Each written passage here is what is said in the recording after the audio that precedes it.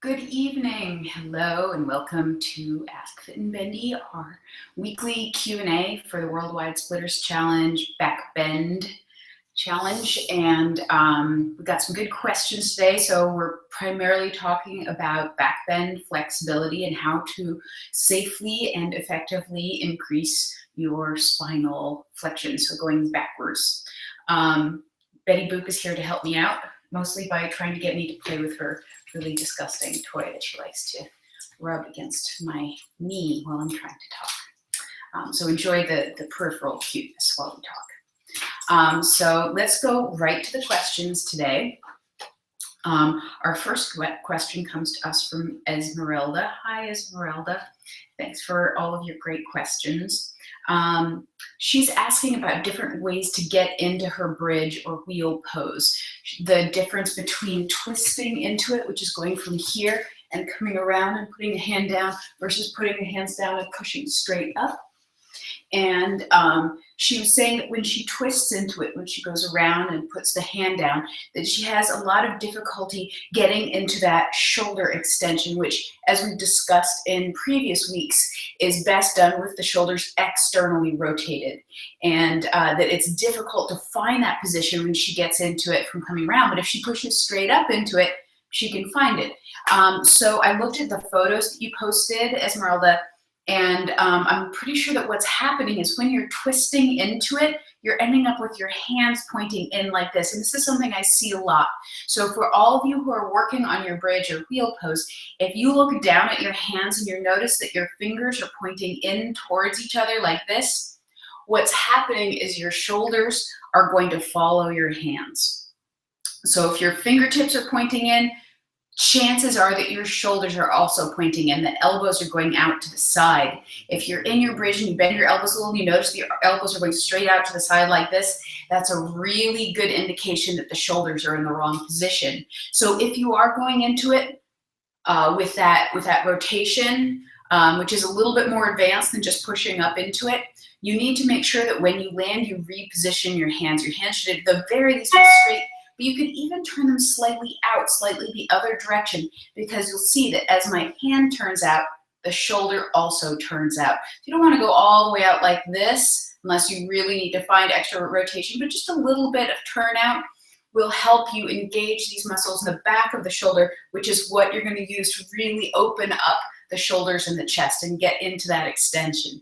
So see if that helps, just repositioning the hands. And again, I'm just telling this from looking at your photos, so maybe you are repositioning the hands at some point, but I did see that they were turned in like this, and that's probably creating that difficulty to find and push into the shoulders, which it looks like you're doing really nicely in the other photo where you just pushed up into your bridge. So hopefully that helps you. Next person, Fiona. Hi, Fiona, Winfield. Fiona's pretty new to bridges. Well, welcome to the wonderful world of bridges. Any advice on positioning? Is it better to have your knees bent in closer or legs straighter? I find legs straighter easier to push into my shoulders. And then she has PS, any video coming on best stretches you can do at your work desk?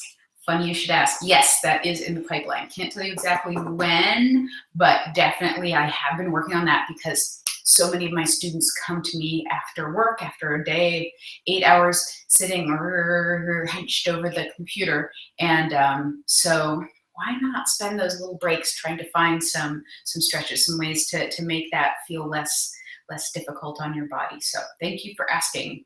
I know it's a need and I am working on it. But let's talk about your bridge. So there are a lot of ways that you can do bridge, and they are all right. They're just different. So if you push up into your bridge and you start to push into your shoulders, then you will notice that you get more of a shoulder upper back stretch. So that means you're starting to straighten your legs and you're getting more of this shape. I'm going to demonstrate this in a second. It's just hard to demonstrate it and talk in a way that the computer hears me. I start to sound like this. So this is one position. Another position is to try to make a really even, beautiful arc where you're bending evenly in the upper back and the lower back. I did notice from looking at your photos that your body proportions are just that you have really long legs. Congratulations. The thing about having very long legs compared to the length of your torso is that it's going to be a little harder for you to get that perfectly even bend because your legs are going to kind of push this end of you up a little higher than this end, and it's going to put a little extra pressure in your lower back. So I would recommend that before you work on your bridges, every time, just do a bunch of lunges and hip stretches to open up your hips, because you will need just a little bit of extra hip flexibility in order to start to get that bridge to feel more comfortable. We all have these body proportions that have their advantages and disadvantages. It will be a lot easier for you to get your feet to your head. So, hey, at least there's that. But it will be a little bit of extra challenge in the bridge just to get that even. It will probably feel more comfortable for you with the legs straighter. But definitely work on both. So I'm just going to, for those of you who don't exactly know what I'm talking about with bridge position, I'm just going to push up into a bridge real quick. I'm going to move the dog toy. And you can see what I'm talking about. So from here, this is more of an even bridge. Walk a little bit this direction. This is more of an even bridge where I've got both my upper back and my lower back going. Now, if I start to straighten my legs, it's going to push more into the upper back. And the straighter that I get the legs, the more I'm taking pressure off of the hips and the lower back and pushing into the shoulders and the upper back. Both correct, like I said, nothing wrong with either of them, just different ways of stretching your bridge. It's good to do both of them. Play around with it, see what feels good, see what doesn't feel good. If something doesn't feel good, figure out why it doesn't feel good, investigate it. This should always be approached with an attitude of play and experimentation and learning new things about your body, discovering your body, and make it fun instead of make it something stressful. You're like, oh, I can't do that. If something feels hard, investigate it, break it down into its components. Ask me about it. There's always something that you can tweak or discover to try to move through or around a problem. So Sarah Katz. Hi, Sarah. Sarah wants to know, you talk frequently about stretching your shoulders and pecs to be able to open the upper back. I never feel a pec stretch and rarely feel shoulder stretches. Do you have any suggestions for ways to feel that deeper? One of the only stretches I feel in my shoulders is in this picture. So the picture is of moose stretch, which is the one where you go against the wall and push your chest against the wall. So there's a moose stretch tutorial in the list of tutorials in Fit and Bendy, in case anyone's wondering what that is. It's called moose stretch because when people do it, they make noises like this, which maybe is what a moose sounds like. I don't really know, just we started calling it that. Being colorful rather than accurate. Do you have any suggestions for a way to feel that? I've also noticed that my hands are really far forward in my bridge. Is that a flexibility issue or a setup issue? It is a flexibility issue. So I looked at the picture of your bridge, and you're right, your hands are very far forward. I'm sure it's putting a lot of pressure on your wrists. And it is because of this tightness in your shoulders that you're talking about. So let's talk about why someone might not feel a stretch. We're going to sort of simplify things into the way that joints work. We're going to do a sort of simplified model of that. So imagine that this is your joint here. Your joint is going to have muscles on this side and muscles on this side. The muscles on this side pull your joint this way, and the muscles on this side pull your joint this way. So like in your arm, you have your biceps, move your arm this way, your triceps, move your arm that way, right? So every joint has these two sets of muscles. Now let's imagine that due to life, and the way that you sit, the way you stand, the way you move, a car accident you were in 20 years ago, the way that you like to sleep, some sort of activity you had, all the different things that you do in your life, this muscle has gotten tighter and tighter and more overworked and stressed out, and it's just, and this muscle has gotten weaker and weaker and weaker, and now it's just like, it's hardly doing anything at all. Then let's say we say we're going to take this joint and we're going to try to make it go that way, right? We're going to try to make it go that way. So we try to push on it. Well, what happens? This muscle is like, this isn't what we do. I go this way. We go this way. It feels very strongly about its need to stay contracted. You've taught it inadvertently but through your habits, through the way that you live and work and move, that it needs to stay contracted. And it believes that. It believes that very strongly. So the only way that you can start to get this muscle to contract, so then when you try to pull on it, you try to stretch it, it feels like you're pulling on a bridge cable. And a lot of people have certain parts of their body that are tight. Shoulders are a very common place to have that level of tightness, that level of imbalance. Hips are another. A lot of people try to stretch their hips and don't even feel the stretch because the hip flexor muscles, if you push on them in there, it feels like a rock, like a bridge cable in there, like steel. Same thing can happen with these muscles up here. They're just so tight, you push on them, it hurts, and they're tight, and then you try to stretch them, it kind of feels like you're gonna die. Your muscles are screaming at you, no, we're gonna die if you do this. And that's because they believe that they need to stay contracted. So the way that you start to correct these imbalances is by strengthening this guy over here, the opposing muscles. So for the shoulders, if your shoulders are really, really tight going this way, you're going to need to strengthen these muscles here through the tricep that go into the back of the shoulder and down the back. These are the muscles that pull the arm back so that you can, over time, build this up. And this muscle will naturally just start to pull on and open up this muscle. And once this muscle relaxes a little bit more and feels a little bit stressed out, it will start to be able to stretch. And then you will eventually get this joint that moves really freely. That's my happy joint dance. So this is what you're going for. So there's actually a tutorial. I'll figure out a way to link to it when I'm doing the YouTube version. I'll be super high tech. I'll figure out how to do that annotation thing so that you can click on it and watch it, where I talk about the inside line versus the outside line of the shoulder. And I also have another YouTube video that talks about ways to strengthen that outside line.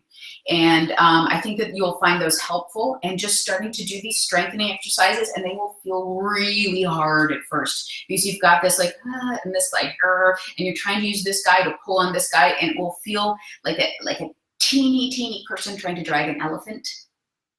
But over time, your teeny person will get stronger and stronger and stronger, and the elephant will dwindle down until it feels like two moderately sized horses. It would be somewhere in between the elephant and the person.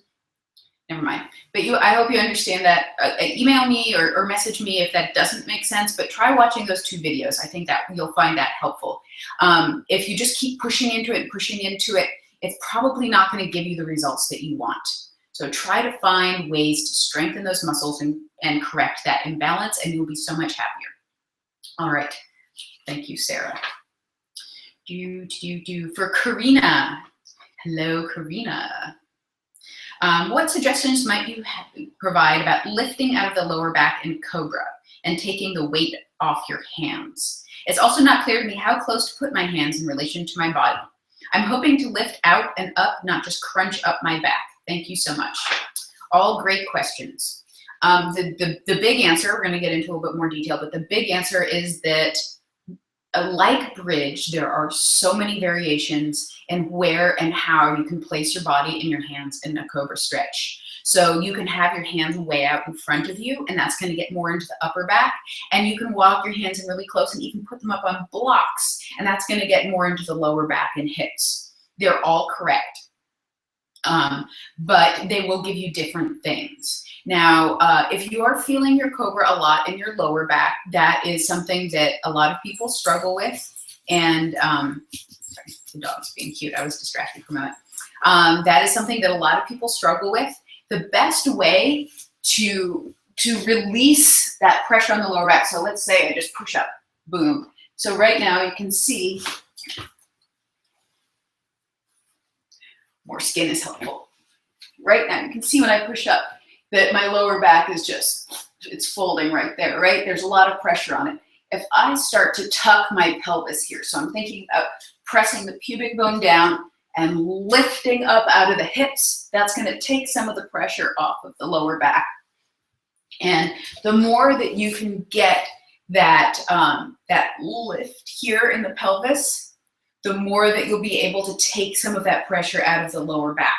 So it's not crunching, it's lifting. So it's pulling from your lower abs. And there's also a little bit of a push from the downstairs butt. So right here, not your big butt. So you're not squeezing your butt, what one of my students called raisin butt. You just clench your butt cheeks together. So you don't want that. You just want a slight tuck in the pelvis. And that's just gonna help you lift. So you're getting taller by tucking. The other thing is play with different hand positions. So if I'm in my cobra and my arms are way out in front of me, then you can see I'm getting more of the bend here in the upper back. And from here, I tuck the pelvis, and now it's a lot of upper back. And if you're starting to work on being able to lift your hands up off the floor, a good way to do that is start down here. Just start down here and lift the hands up and hold them. It's gonna be much easier than if you're higher up. But start to experiment with that. Where is your weight? Where are your hands? How does it feel different depending on where your hands are? Because it's gonna target different parts of your back. I really like to start with my hands all the way out and just lift up my head and just feel that stretch just in the very upper part of the spine. Then I walk my hands in about 6 inches, press down, lift up, try to get the stretch just in the back of the shoulders, the very upper back. Walk my hands in again.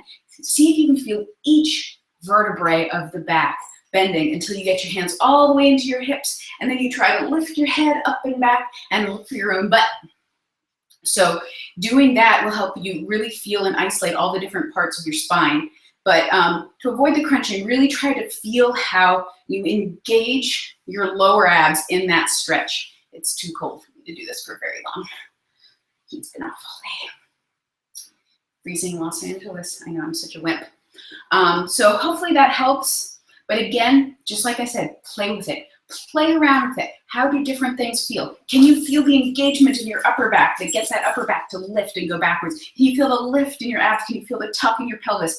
Can you feel your hamstrings working to anchor you down onto the floor? Because you do want this pubic bone, the base of your hips, to stay on the floor, not to lift up high. So if you find your hips lifting up, just come down a little bit with the body until you can rest them back down on the floor. All right. Thanks, Karina.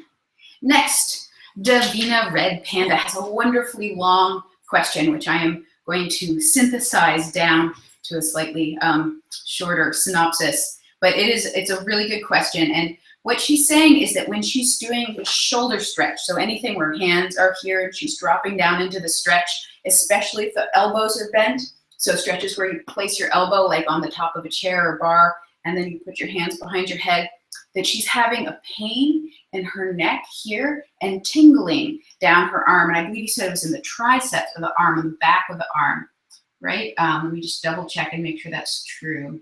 Yes, in the back of the left arm, all the way down here. And thank you for all of the wonderful photos, Davina, by the way. That really helped me understand exactly what it was that you wanted to know. She went to the doctor, which was good, very responsible. And the doctor's like, oh, there's nothing wrong with you. And she's worked with various different people. It seems like there's no nerve damage. So it's good. It means that it's probably not an injury. What it is again, just like we were talking about before, it's an imbalance in the muscles. So where you're feeling it, there is a nerve that runs down here. And probably what's happening is when you're going into your stretch, that nerve is just being a little compressed. It's not damaged. There's no injury there per se. I'm not 100% sure of this, but if you've got it checked out, sounds like there's no injury. It's just being a little compressed by the tightness in the muscles. So I would say work a lot on developing that strength of that outside line. All of these exercises, working on actively pulsing the arm back behind you. There are some really good ones where you want to reach back and touch the back of your shoulder and bring the arm down. Reach back like this, pull, and bring it down. And this is the active version of those stretches that you were showing me, which are passive. So anytime you're having some kind of discomfort or not quite right feeling in a passive stretch is where you're just trying to relax into it, you're holding still, you're trying to just get it to stretch. Try doing the active version of that exercise. My guess is that it will be pretty challenging on that side. It will be harder on that side where you're having the pain than on the other side, because there's some weakness in there that is not supporting the body in the stretch and therefore allowing for something to crunch. It's not being held in the right position. It's smooshing somewhere and pinching the nerve and creating that feeling.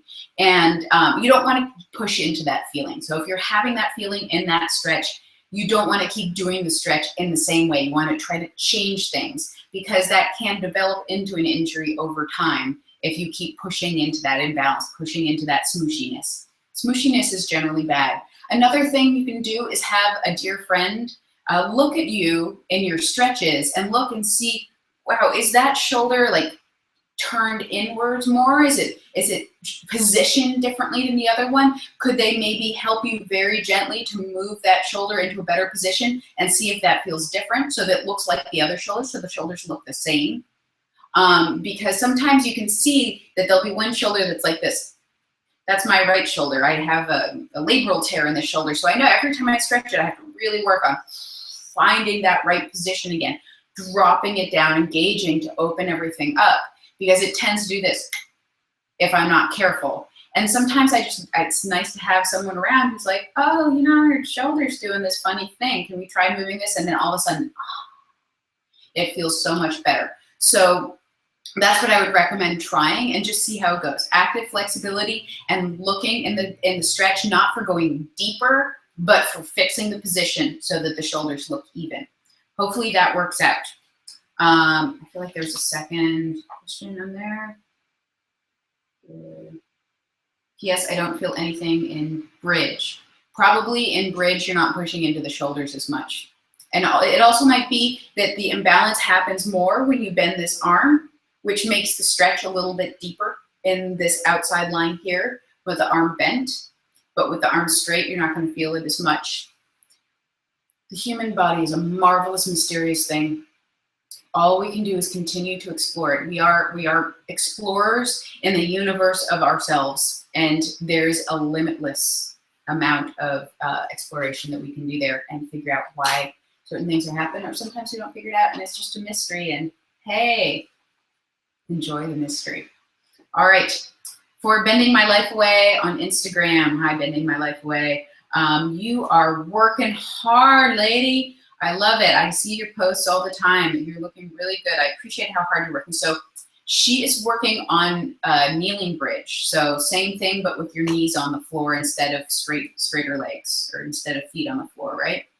And she's working very hard and trying to walk her hands in to grab her feet in this position, which is that's a deep back bend. I'm not gonna lie to you. This is some deep back bending stuff. So don't feel bad that you're struggling with this. You're not a mess. She said she's a mess. She's not a mess. She looks great. When I try to walk my hands into my feet, they slide and I can't grip enough. What can I do? And what pose is correct? I find it easier to open upper back and shoulders without the hips leaning forward, but they are supposed to lean to open the lower back, right? What can I do? Well, just like with the regular bridge, there are variations in this bridge, and you can play with all of them. There is no right or wrong, as long as you feel like you're doing the right thing.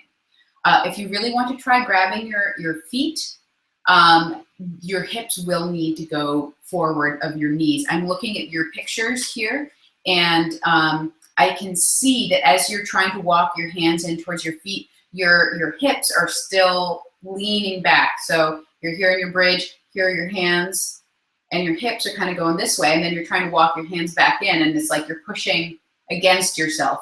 So by pushing your hips this way, it's just going to move your hands in closer to your feet. And it may make it more difficult in the short term for you to feel it in your shoulders and upper back, but that is where you're going to want your hips to be, so you get the most bend out of your back to get your hands to get that grab. You can also try bending your elbows and trying to bring your elbows to the floor. So this is another variation of that. And then trying to walk your hands in on the floor with your elbows on the floor. And that's going to go really into the hips a lot. You want to keep that tuck in the pelvis so you're not crunching your lower back. If you feel this in your lower back, you have to have more tuck, lifting with the hips. But there are lots of different variations. If this doesn't come immediately, just keep working on it. It's okay. All of this stuff takes time. My coach used to say, and small by small. And that's true. It's just always just little by little by little. And that's just what you're going to have to do. And you have to embrace the process. But I don't think you're doing anything wrong here. Try moving the hips and walking the hands in at the same time. Oh, another thing that you can do is put couple yoga blocks against the wall and put your hands on those and use them to push your body a little bit. So you have something to push against with your hands. But I think you're doing everything right, and I think you're great. No mess at all. And I'm sure that you'll get your hands to your feet eventually.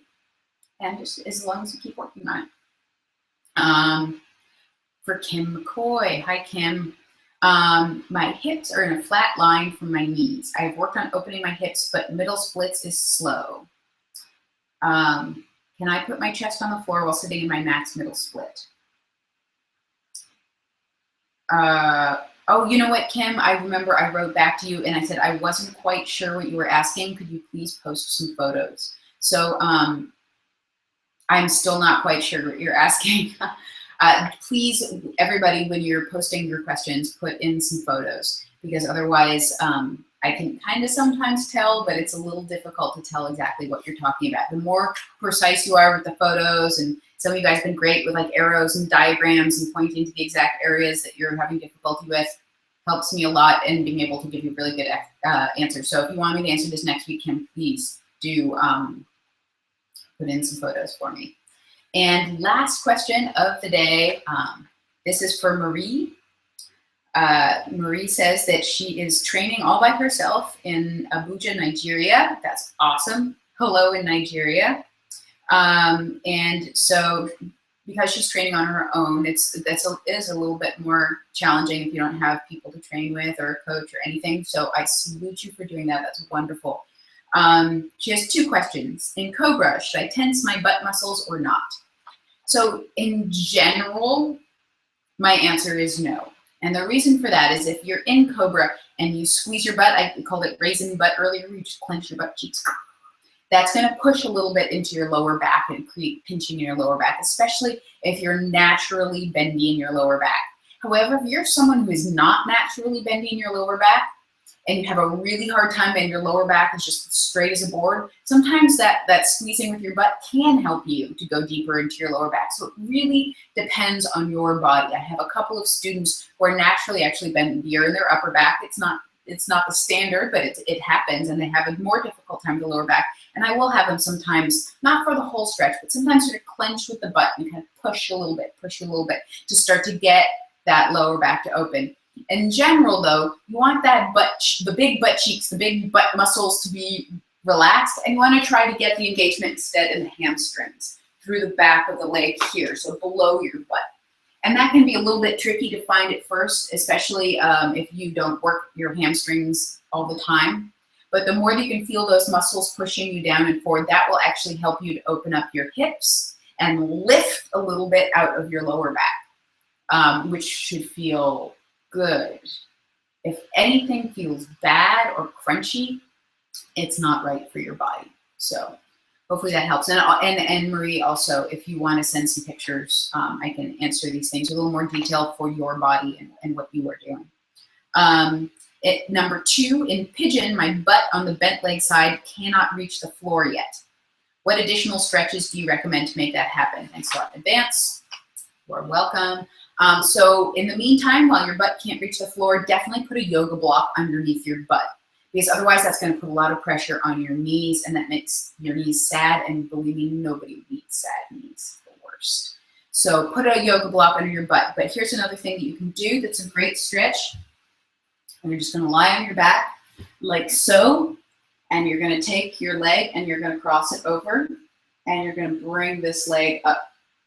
And there are a couple of different variations of this one. One that I really like is I'm going to take that foot and I'm going to try to touch it to this knee. So I'm squeezing the muscles in my outer butt here, and I'm bringing that foot in and I'm trying to touch it to my knee. Now, don't worry if it looks more like this for now. This is pretty, I've been working on this for a really long time. So it may just look more like this, but the important thing is to engage these outer butt muscles and think about bringing the knee away and the foot in. And you can do 10 to 15 reps of that, just like trying to touch and away and trying to touch and away. and then reach through and grab that thigh and start to bring thigh in, but keep trying to push the knee away. So rather than just relaxing this opposite hip, here I'm going to switch legs so you can see this a little better. Sometimes all black isn't ideal for this.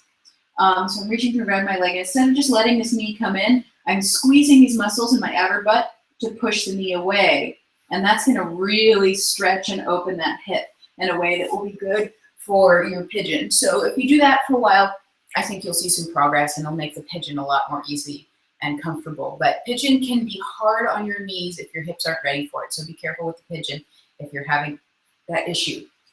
Well, my darlings, my bendy beauties, that is all for today. It's a wrap. I will be doing this again next week, and after the end of January, it's going to be a little bit more intermittent after the challenge is over. But I'm going to continue to do these just because I feel like it's helpful, and I learn a lot, and I love meeting you all, even if it's just through these messages. I feel like we're connected. It's a beautiful thing. So please keep the questions coming. If you're in the backbend challenge, I will be posting again when the next broadcast will be. It'll probably be Wednesdays again. And you can ask your questions there on the post. You can also ask your questions on the Fit and Bendy Contortion Training Facebook page, or on Instagram with hashtag AskFitAndBendy. So I can't wait to hear from you all, and many happy bendings to you. Take care.